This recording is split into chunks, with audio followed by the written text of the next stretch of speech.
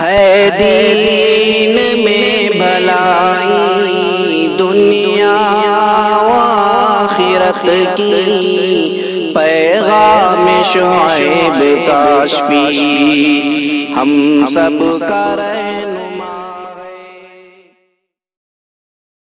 الجليل المحدث الكبير شيخنا ومولانا سعيد أحمد البالنبوري حفظكم الله وأكرمكم في الدارين. قال حدثكم الشيخ الجليل مولانا فخر الدين أحمد المرادابادي والشيخ المحدث محمد إبراهيم البليابي عن شيخ الهند محمود حسن العثماني الديوبندي عن الشيخين الجليلين الشيخ العلامة محمد قاسم النانوتبي والعلامة رشيد أحمد الكنكوهي، وهما يرويانه عن العارف بالله الشيخ عبد الغني المجددي عن مولانا الإمام الحجة الشيخ محمد إسحاق الدهلوي عن الشيخ عبد العزيز الدهلوي عن العارف بالله الشيخ ولي الله أحمد بن عبد الرحيم الدهلوي قال أخبرنا الشيخ أبو طاهر محمد بن إبراهيم الكردي قال أخبرني والد الشيخ إبراهيم الكردي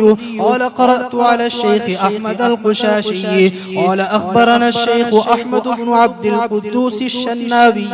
قال أخبرنا الشيخ محمد بن أحمد الرملي عن الشيخ زكريا بن محمد أبي يحيى الأنصاري قال قرأت على الشيخ الحافظ الحجة أحمد بن علي بن حجر العسقلاني عن الشيخ إبراهيم بن أحمد التنوخي عن الشيخ أحمد بن أبي طالب عن الشيخ السراج الحسين بن المبارك عن الشيخ عبد الأول بن عيسى الهربي عن الشيخ عبد الرحمن بن مزفر الداودي عن شيخ عبد الله بن أحمد السرخي عن الشيخ أبي عبد الله محمد بن يوسف الفربري عن